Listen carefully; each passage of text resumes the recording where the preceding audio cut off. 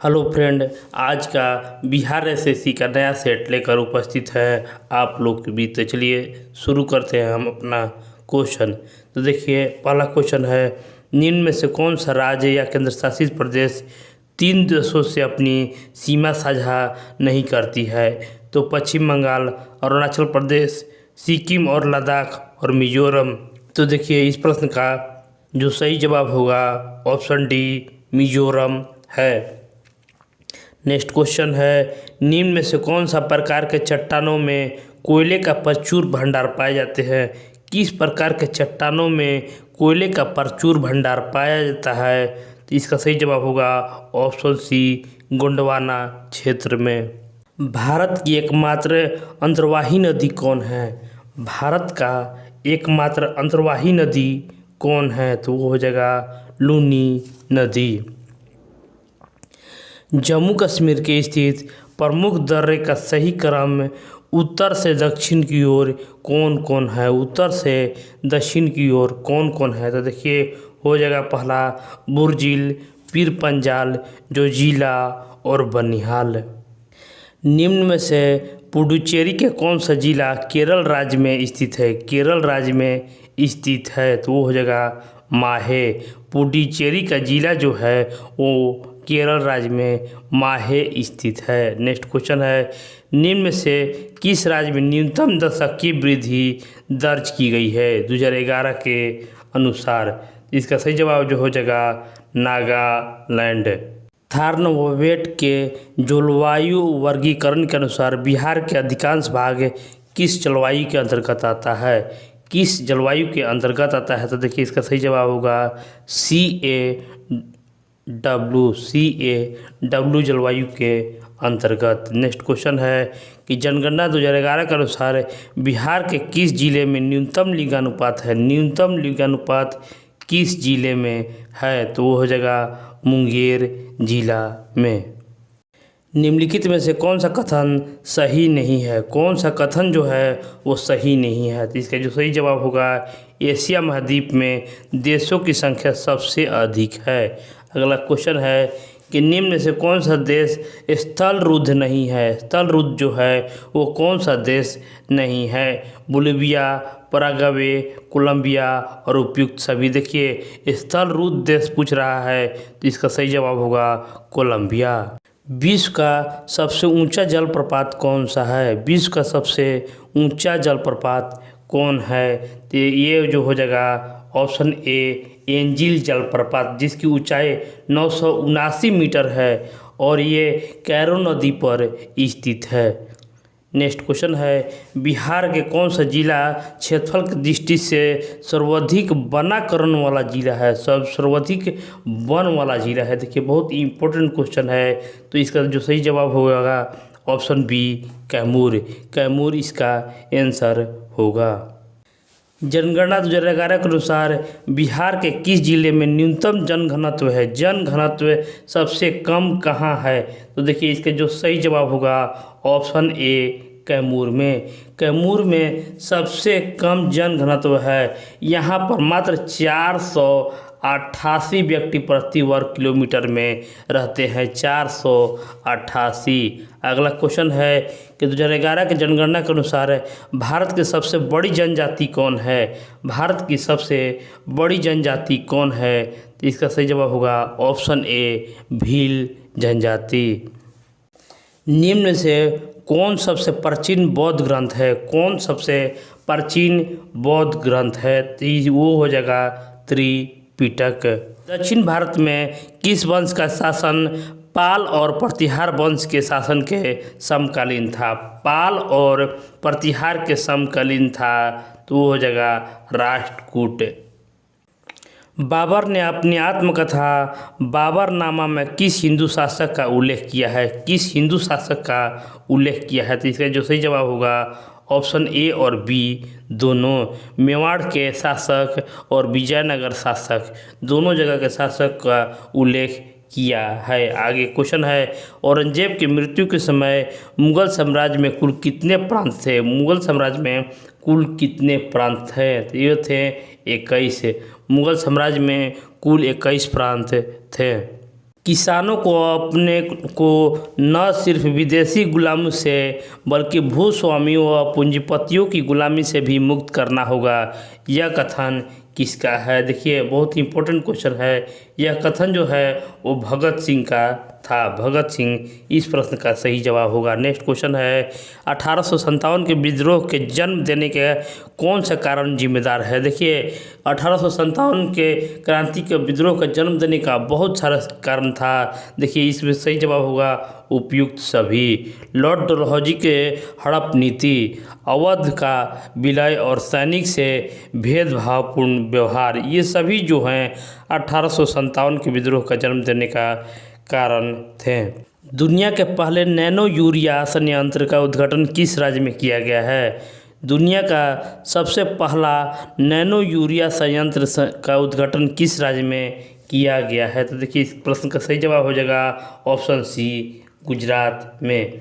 गुजरात के गांधीनगर में ये देश का पहला यूरिया प्लांट का उद्घाटन किया गया है, जो प्रधानमंत्री नरेंद्र मोदी ने इसका शुरुआत किया गया है और ये 175 करोड़ रुपए की लागत से निर्माण किया गया है। ये भी आप लोग को याद रखना है। नेक्स्ट क्वेश्चन है कि निम्न में से कौन सा प्राणी द्विलिंगी प्राणी का उदाहरण नहीं है? द्विलिंगी प्राणी का उदाहरण नहीं है तो वो हो जाएगा क्रोकोरोच। देखिए टेप वर्म और जोंक जो है द्विलिंगी प्राणी का उदाहरण है। महात्मा गांधी राष्ट्रीय समुद्री उद्यान स्थित कहाँ स्थित है? देखिए महात्मा गांधी राष्ट्रीय समुद्री उद्यान कहाँ स्थित है? इसका सही जवाब होगा अंडमान निकोबार में। अंडमान निकोबार द्वीप समूह में महात्मा गांधी राष्ट्रीय समुद्री उद्यान स्थित है। यह देखिए अंडमान द्वीप समूह का एक राष्ट्रीय उद्यान है। यह पोर्ट ब्लेयर से 27 किलोमीटर की दूरी पर स्थित है और इस उद्यान का विस्तार 881 वर्ग किलोमीटर में किया गया है। नेक्स्ट क्वेश्चन है कि निम्न में से कौन पॉलीसेराइड नहीं है? पॉलीसेक्राइड नहीं है। इसका जो सही जवाब होगा ऑप्शन डी ग्लैक्टोज। ग्लैक्टोज जो है पॉलीसेक्राइड नहीं है। देखिए निम्न में से किस विटामिन का नाम कैल्सीफेरोल है? कैल्सीफेरोल किस विटामिन का नाम है? तो देखिए इसका सही जवाब होगा option A vitamin D. Vitamin D का नाम कैल्सीफेरोल है। नेक्स्ट क्वेश्चन है कि इनमें से कौन संक्रमण रोग नहीं है? कौन संक्रमण रोग नहीं है? कौन फैलता नहीं है? इसका सही जवाब होगा कैंसर। कैंसर जो है वो संक्रामक रोग नहीं है। चुंबकीय क्षेत्र की तीव्रता की इकाई क्या होता है? देखिए चुंबकीय क्षेत्र की तीव्रता की इकाई क्या होता है? तो इसका सही जवाब होगा टेस्ला। टेस्ला चुंबकीय क्षेत्र की तीव्रता की इकाई होता है। निम्न से कौन सुमेलित नहीं है? कौन सुमेलित नहीं है? मैग्नीशियम आतिशबाजी, यूरेनियम परमाणु बम, क्लोरीन इलेक्ट्रॉनिक बल्ब और जिंक गैल्वेनाइजीकरण। तो देखिए मैग्नीशियम आतिशबाजी सही है। जिंक में हम जानते हैं कि जस्ता का परत जो चढ़ता है उसको गैल्वेनाइजेशन कहता है, लेकिन ये देखिए इलेक्ट्रिक बल्ब में क्लोरीन गैस नहीं होता है, यही गलत है। तो इसका सही जवाब होगा option C chlorine electric bulb. लैंगिक जनन से आनुवंशिकी विचरण कैसे होता है? देखिए इसका सही जवाब होगा उपयुक्त सभी। जीन के सम्मिश्रण ब्लेंडिंग से, क्रोमोसोम के बदलाव से और जीन के मिश्रण सिफलिंग से। नेक्स्ट क्वेश्चन जो है निम्नलिखित में से कौन सा वह भौतिक घटना है जिसके आधार पर एक सरल पारदर्शी कार्य करता है? सरल पारदर्शी कार्य करता है यह होगा प्रकाश के परावर्तन से। प्रकाश के परावर्तन से यह कार्य करता है।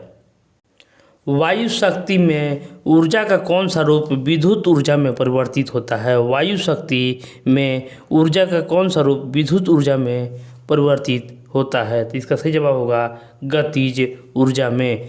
वायु देखिए पवन जो है वह विद्युत ऊर्जा को गतिज ऊर्जा में बदल देता है। आगे क्वेश्चन है निम्न में से कौन सा कथन असत्य है? कौन सा कथन जो है वो असत्य है? ये हो जाएगा श्यानता ठोस, द्रव तथा गैस एक विशिष्ट गुण होता है। विशिष्ट गुण होता है। निम्नलिखित में से कौन सा कथन सत्य नहीं है? कौन सा कथन जो है वो सत्य नहीं है? तो इसका सही जवाब होगा पानी के भीतर बुलबुला उत्तल लेंस की भांति व्यवहार करता है। ये कथन जो है वो गलत है। निम्नलिखित में से कौन सा एक प्राकृतिक बहुलक नहीं है? कौन सा एक प्राकृतिक बहुलक नहीं है? इसका सही जवाब होगा ऑप्शन सी, नाइलॉन। नाइलॉन जो है एक प्राकृतिक बहुलक नहीं है। और नेक्स्ट क्वेश्चन जो है, हाइड्रोजन को जलाने से क्या बनेगा? हाइड्रोजन को जलाने से क्या बनेगा? तो ये बनेगा पानी। हाइड्रोजन के जलाने से पानी बनता है। प्रच्छन्न बेरोजगारी की सामान्यतः अर्थ होता है कि, प्रच्छन्न बेरोजगारी का सामान्यतः अर्थ होता है कि, तो इसका जो सही जवाब होगा श्रमिक की सीमांत उत्पादकता शून्य है। श्रमिक की सीमांत उत्पादकता शून्य है। और नेक्स्ट क्वेश्चन है, दलहन का सर्वाधिक उत्पादन करने वाला किस देश में होता है? दलहन सर्वाधिक जो होता है किस देश में होता है? इसका सही जवाब होगा अपना देश भारत में। 15वें वित्त आयोग ने राज्य के हिस्सेदारी कितनी प्रतिशत रखने की सिफारिश की है? 15वें वित्त आयोग ने राज्य की हिस्सेदारी कितने प्रतिशत रखने की सिफारिश की है? तो इसका सही जवाब होगा 41%। 41% हिस्सेदारी रखने की सिफारिश की है। नेक्स्ट क्वेश्चन है, निम्नलिखित में से कौन सा भारतीय कृषि का निम्न उत्पादकता का कारण नहीं है? उत्पादकता का कारण नहीं है। तो इसका सही जवाब होगा सहकारी कृषि। सहकारी कृषि। हाल ही में आयोजित IPL 2022 की खिताब किस टीम ने जीता? IPL देखिए 2022 का पूछा है, किस टीम ने जीता? तो इसका जो सही जवाब होगा गुजरात टाइटंस। और 23 का पूछे तो चेन्नई सुपर किंग होगा। नेक्स्ट क्वेश्चन जो है, बिम्स्टेक के संबंध में निम्नलिखित में से कौन सा कथन सही नहीं है? कौन सा कथन जो है वो सही नहीं है? तो इसका सही जवाब होगा ऑप्शन डी। इसके सदस्य देश बांग्लादेश, भूटान, भारत, म्यांमार, नेपाल, मालदीव और श्रीलंका है। ये आपको गलत है। भारत की प्रथम महिला सांसद कौन थी? भारत की प्रथम महिला सांसद कौन थी? तो इसका जो सही जवाब होगा ऑप्शन बी, राधाबाई सुब्रायन। राधाबाई सुब्रायन जो थी भारत की प्रथम महिला सांसद थी। और वहीं मंत्री पूछे तो मंत्री थी राजकुमारी अमृता कौर। उसी तरह रजिया सुल्तान को हम लोग देखें तो भारत की पहला शासिका जो हुई थी वो रजिया सुल्तान हुई थी। और सुचेता कृपलानी को हम लोग देखेंगे तो भारत के प्रथम किसी राज्य के बनने वाली मुख्यमंत्री बनी थी। नेक्स्ट क्वेश्चन जो है कि मार्च 2022 में 5वीं संयुक्त राज्य पर्यावरण सभा कहाँ संपन्न हुई थी? कहाँ संपन्न हुई थी? तो इसका जो सही जवाब होगा ऑप्शन बी, नैरोबी में। नेपाल का संसद का क्या नाम है? नेपाल का संसद का क्या नाम है? तो इसका सही जवाब होगा राष्ट्रीय पंचायत। और नेक्स्ट क्वेश्चन है, अंतर्राष्ट्रीय श्रम संगठन का गठन कब हुआ था? गठन जो है वो कब हुआ था? तो इसका सही जवाब होगा 11 अप्रैल 1919 में। और वहीं इसका मुख्यालय पूछे तो मुख्यालय हो जाएगा जेनेवा में। विश्व पर्यावरण दिवस कब मनाया जाता है? विश्व पर्यावरण दिवस कब मनाया जाता है? तो इसको सही जवाब होगा 5 जून को। 5 जून को पर्यावरण दिवस मनाया जाता है। अगले क्वेश्चन है, कांचीपुरम का मंदिर किस शहर में अवस्थित है? किस शहर में कांचीपुरम का मंदिर स्थित है? तो वो हो जाएगा चेन्नई में। भारतीय संविधान के किस अनुसूची में शपथ ग्रहण का प्रावधान है? किस अनुसूची में शपथ ग्रहण का प्रावधान है? तो देखिए अनुसूची 3 में। अनुसूची 3 में शपथ ग्रहण का प्रावधान है। और नेक्स्ट क्वेश्चन है कि भारत के संविधान में केंद्र और राज्यों के बीच किया गया शक्तियों का विभाजन इनमें से किसमें उल्लेखित योजना के आधार है? देखिए इसका सही जवाब होगा ऑप्शन सी, भारत सरकार अधिनियम 1935। संविधान सभा के चुने गए पहले स्थायी अध्यक्ष कौन थे? देखिए स्थायी अध्यक्ष पूछे तो राजेंद्र प्रसाद इस प्रश्न का सही जवाब होगा राजेंद्र प्रसाद। वहीं अस्थाई पूछेगा तो सच्चिदानंद सिन्हा होगा। और नेक्स्ट क्वेश्चन है कि निम्न में से किस व्यक्ति ने संविधान के प्रस्तावना को राजनीतिक जन्मपत्री कहकर संबोधित किया था। राजनीतिक जन्मपत्री कहकर संबोधित किया था। इसका सही जवाब होगा के.एम. मुंशी। के.एम. मुंशी ने संविधान सभा की प्रस्तावना को राजनीतिक जन्मपत्री कहकर संबोधित किया था। निम्न से कौन सही सुमेलित नहीं है? कौन सही सुमेलित नहीं है? तो इसका जो सही जवाब होगा ऑप्शन बी। ऑप्शन बी जो है अनुच्छेद 216 उच्च न्यायालय और एक अभिलेख न्यायालय है, ये सुमेलित नहीं है। अगला जो क्वेश्चन है निम्नलिखित में से कौन सा राज्य का आवश्यक तत्व नहीं है? राज्य का आवश्यक तत्व नहीं है तो ये हो जाएगा संविधान। राज्य का आवश्यक तत्व संविधान नहीं है। निम्नलिखित में से किसे संविधान द्वारा मौलिक अधिकारों को लागू करने की शक्ति दी गई है?